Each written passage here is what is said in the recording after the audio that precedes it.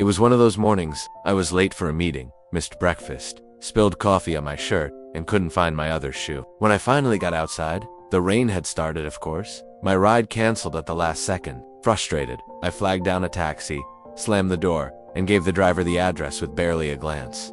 But he just smiled. "Good morning," he said, gently. I didn't respond. .com/composed, almost glowing with a kind of inner peace that didn't match the chaos outside or inside my own head. I was too busy replying to emails, texting my team, and mentally preparing excuses for being late.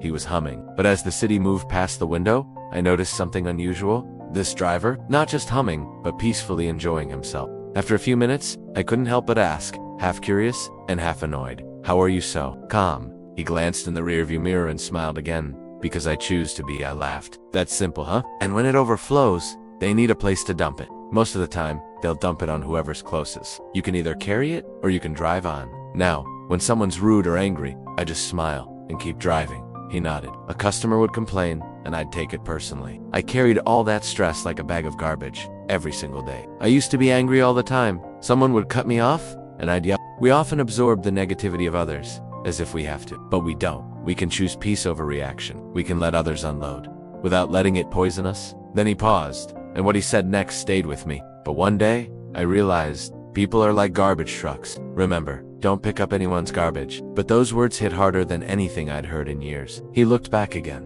I decided I'd stop collecting garbage. That ride was only 10 minutes. When we reached my destination, he didn't charge extra, didn't ask for a tip. He just said, "I hope your day gets better." I stood on the sidewalk, holding my bag and coffee-stained shirt, but I wasn't mad anymore. I felt like, moral of the story, that taxi driver didn't just give me a ride. He gave me perspective.